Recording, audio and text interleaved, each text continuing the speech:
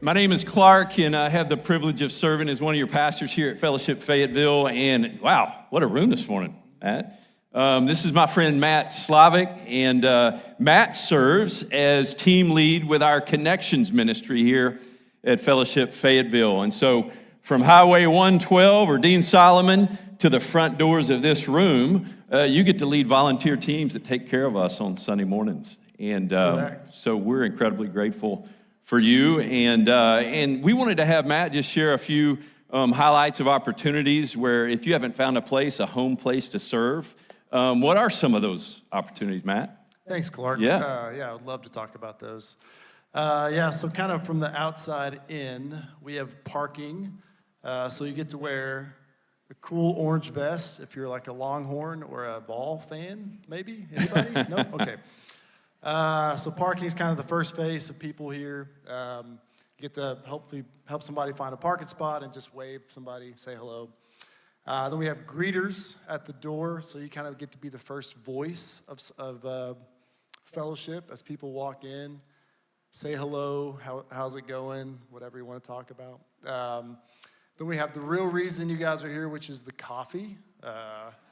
Everybody loves coffee and Clark, but coffee. I'm a tea guy, by the way. Yeah, I like that.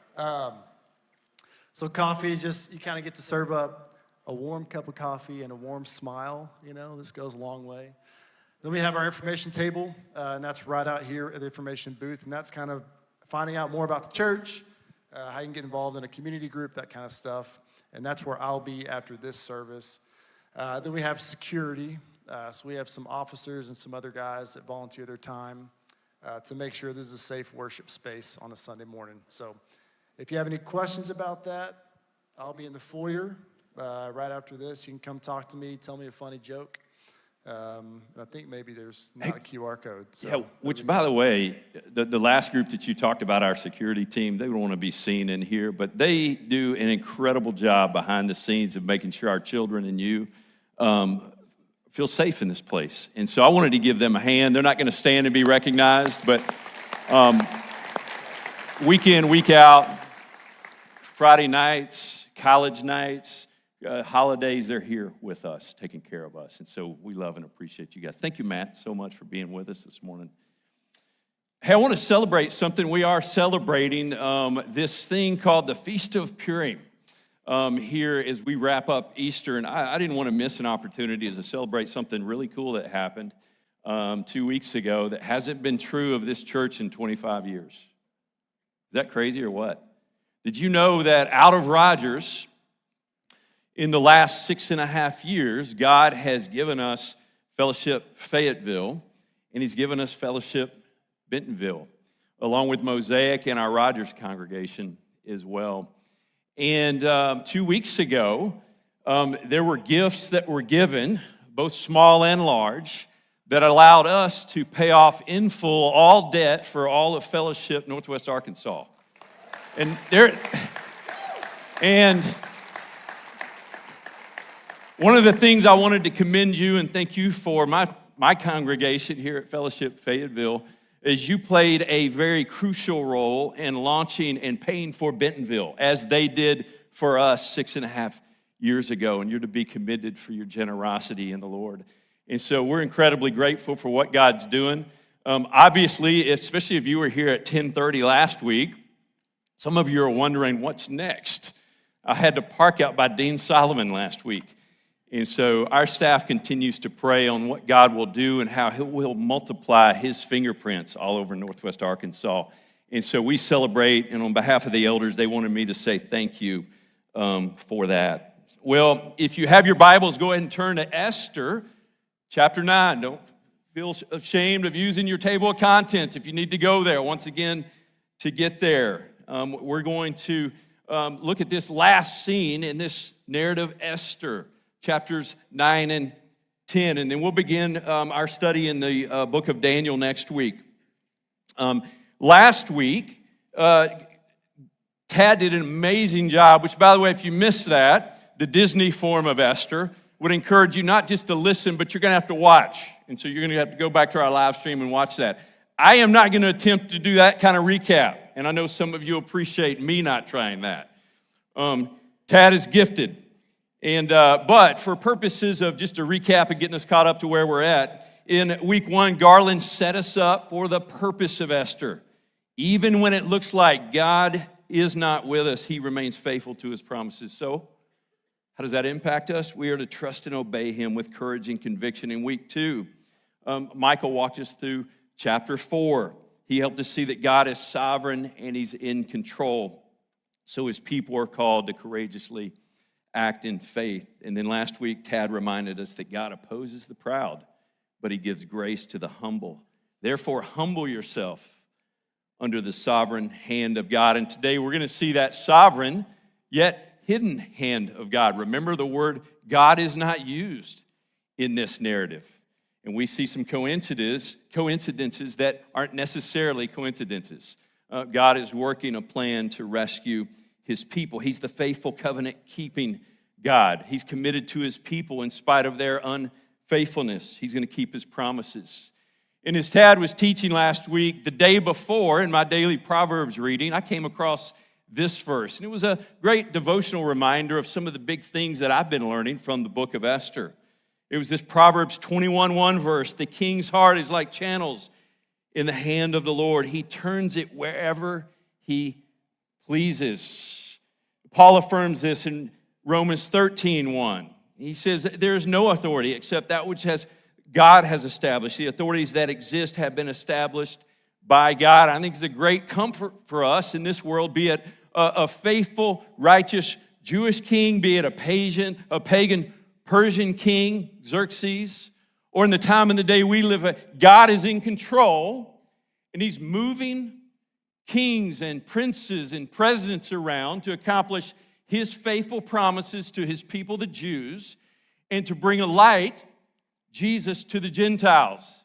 That's what God's doing in history, and we can take comfort in that. And so today, as we walk through our narrative, we're going to see these three captions that kind of move us through the story. We're going to see a table turned, we're going to see a feast of joy, and we're going to see a Jew exalted. And so we're going to pick it up here in the middle of verse 1. On this day, what day? The 13th day, the 12th month, the month of Adar. On this day, the enemies of the Jews had hoped to overpower them.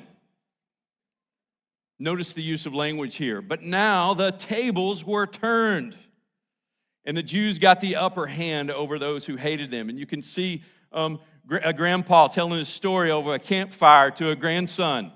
And he's looking back a few generations. He says, your great-great-grandpa was there when this happened. And he's pulling them in. He said, the tables were turned, and the Jews got the upper hand over those who hated them. Verse 2, the Jews assembled in their cities in all the provinces, 127 of them, of King Xerxes, to attack those determined to destroy them.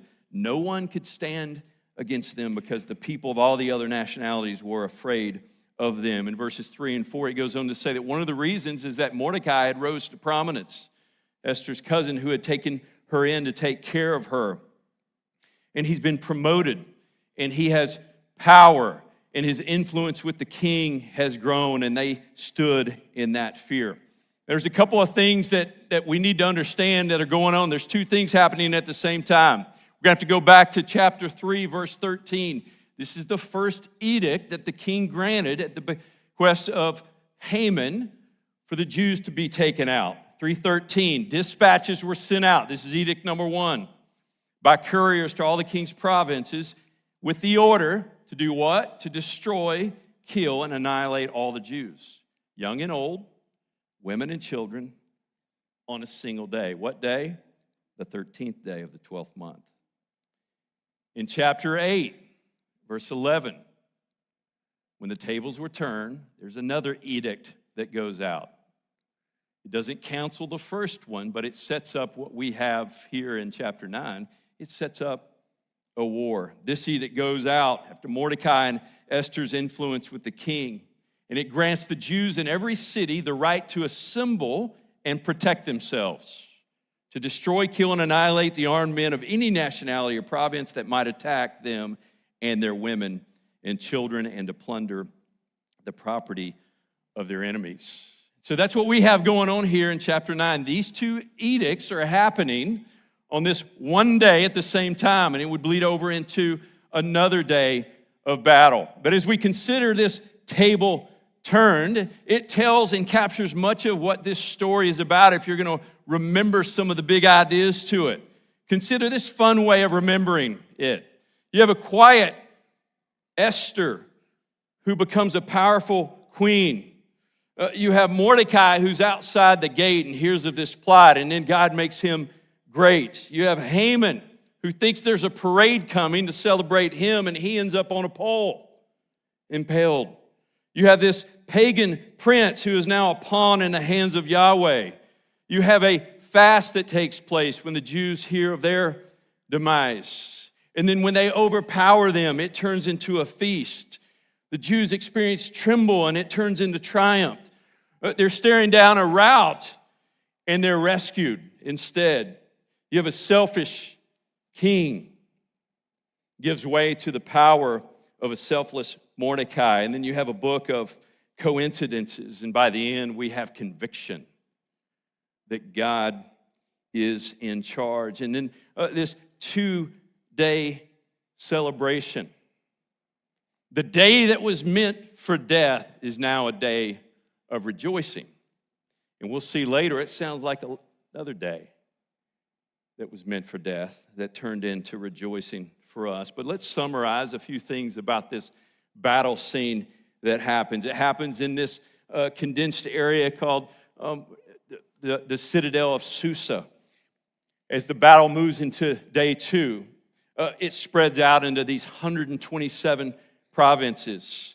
Based on the text that we have in front of us, I counted 75,810 soldiers taken out in this battle. And the Jews had an opportunity here, based on the edict by the pagan king, to plunder their enemies 3 different times. I think it's important to note that they chose not to do that. Plunder in that time would, at its very base form, would be an army that was walking in victory would take the armor from the defeated army, take it back to their city, and pin that armor on the wall as a reminder of who's in charge now.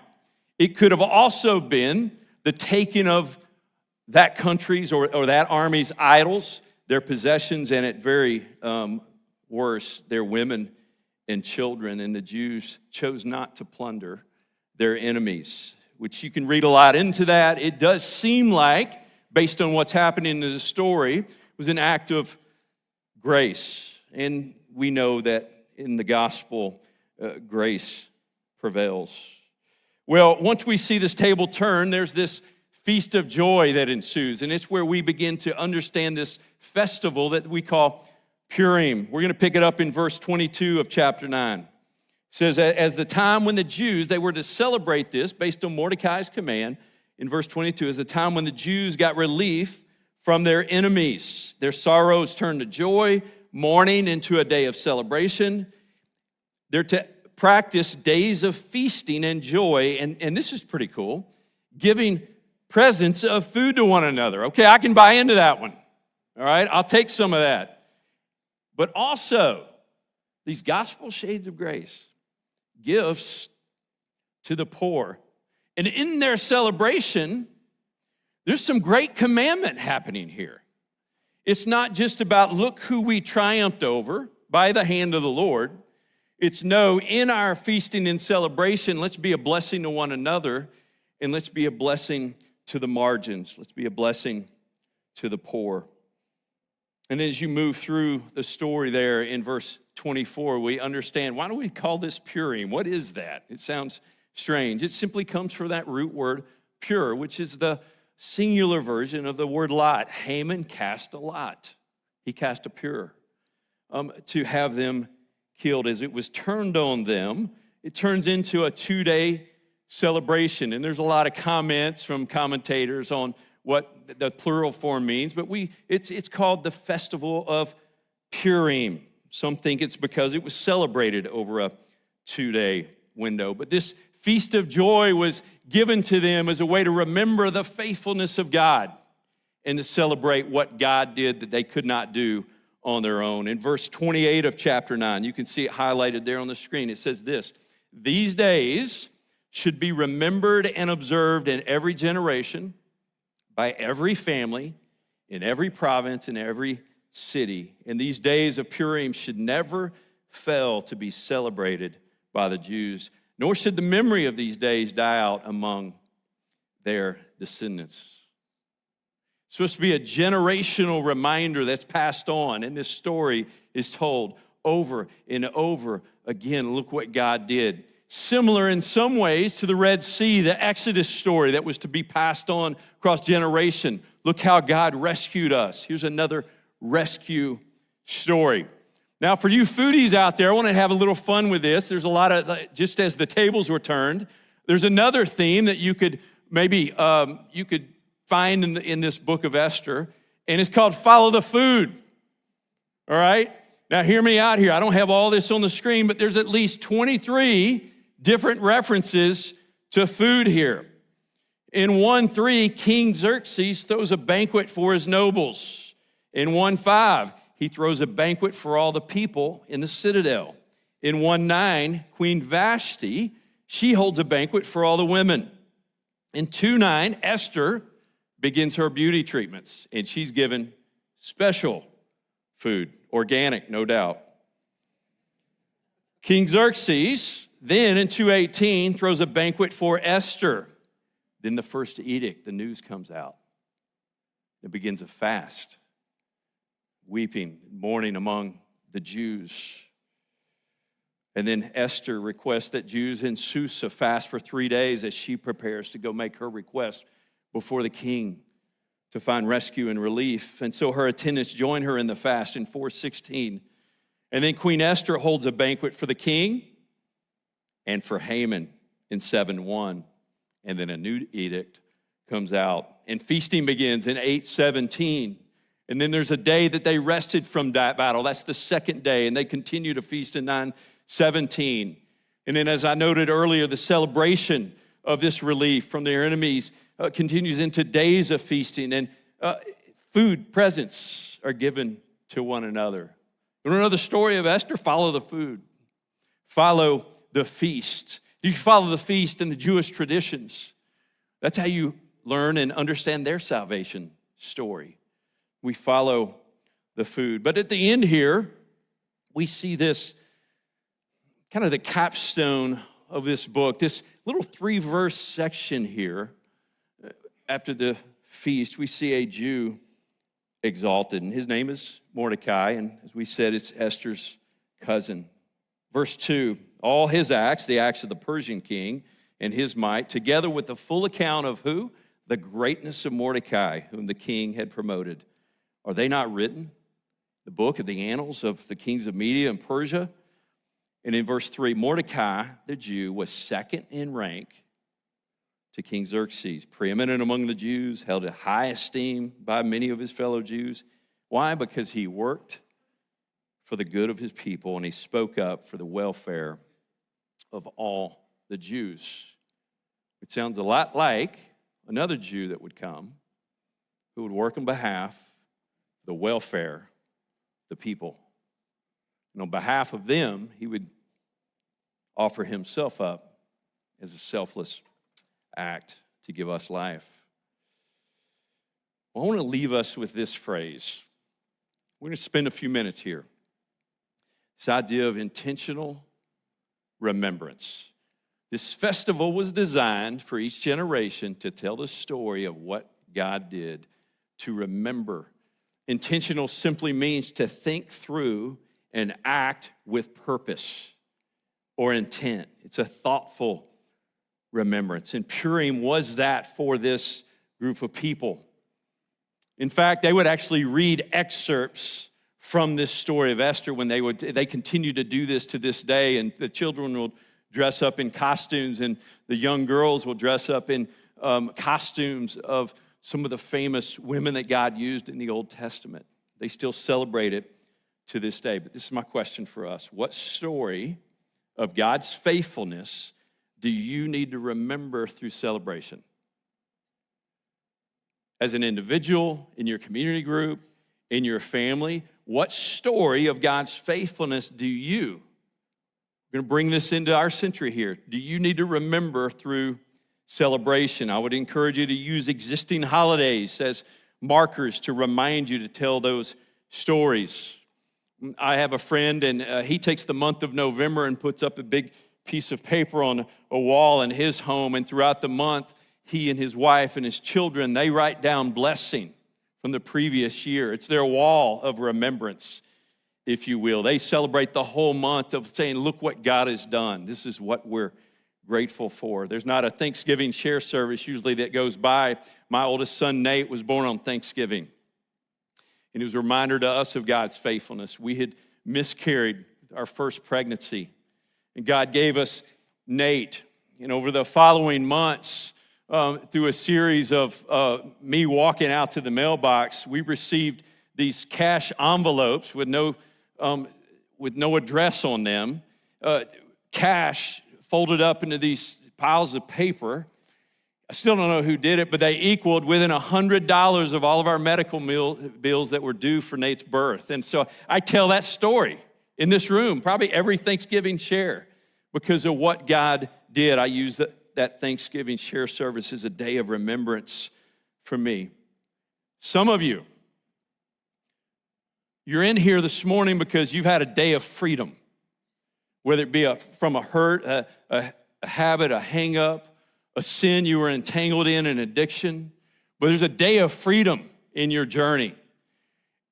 And that day of freedom marks something that's different now from that day forward about you and where God has you in this place. I want to encourage you to celebrate on that day. Go out to eat with those that are important to you and celebrate what God did, because you couldn't have done that without Him. Some of you know exactly what I'm talking about, your day of freedom. Maybe that's your day of celebration. I know Michael and Lee Smith, and we were trading texts last night, they celebrate the day that they brought Lucy home. It's their gotcha day. And they have a meal with the family every year, whatever your day is. Well, this past Thanksgiving, we made our way over to Mountain Home. This is my wife, this is our extended family. And so Pam's sister Judy, my brother-in-law George, the grandchildren, and this is us on Christmas, and then Grandpa Boyce is there in the back. And about 14 months ago, Grandpa Boyce, he was diagnosed with multiple myeloma. And it was all over his back, and his bones there, and he wasn't looking great. And so Grandpa Boyce found his way to UAMS for 37 days of chemo treatments and stem cell treatments.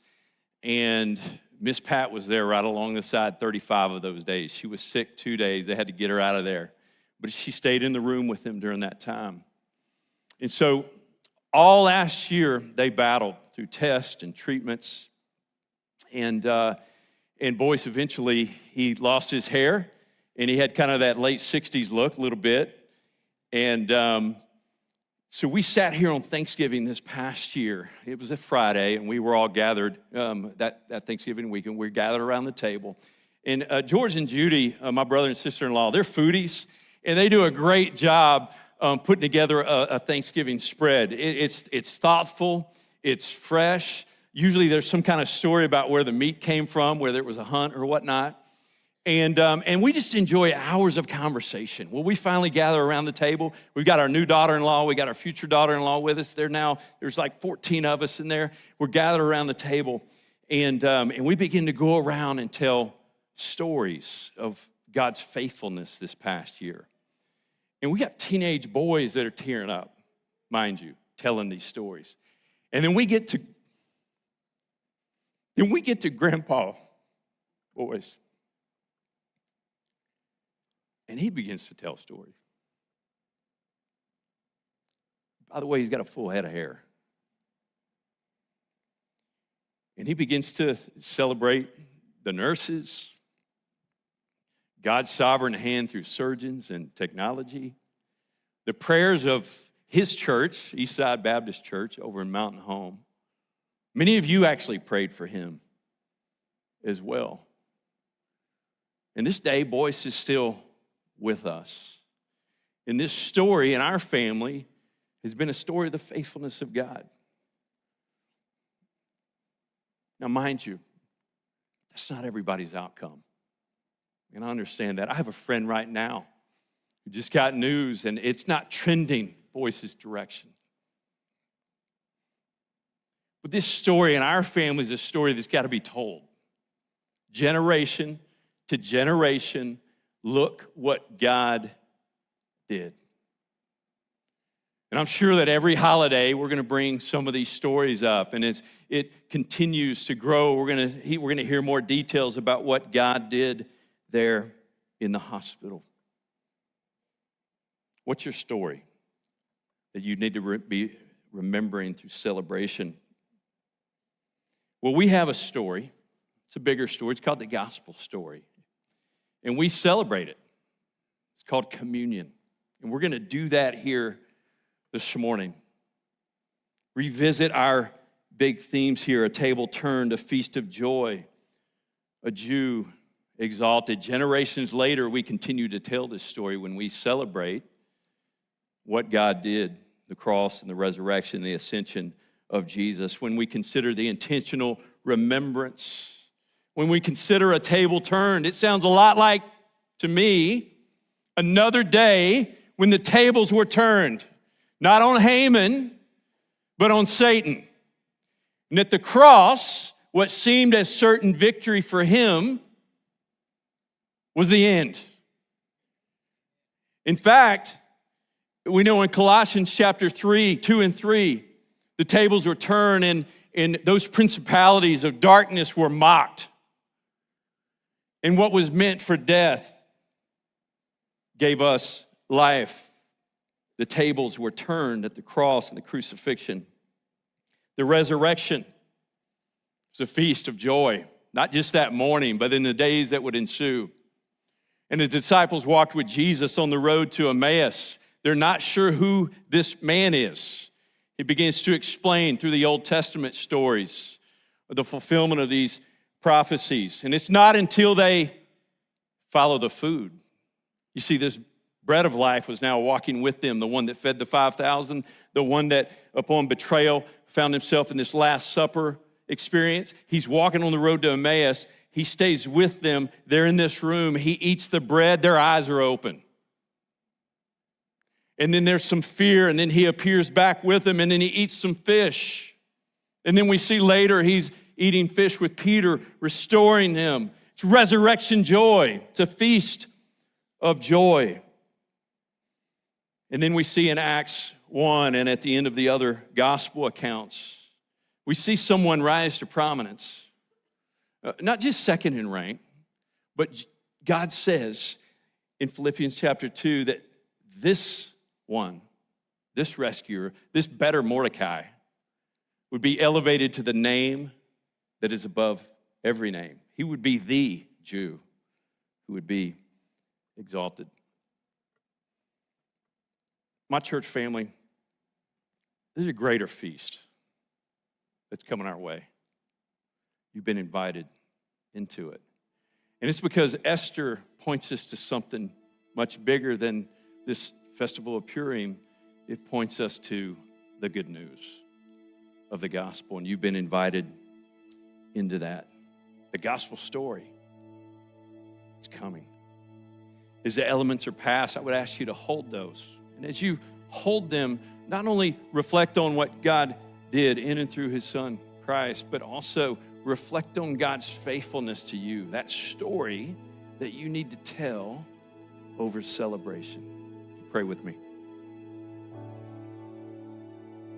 Father, thank you for your faithfulness to your people, for your rescue of them, for the story we now tell that points us to a much greater story.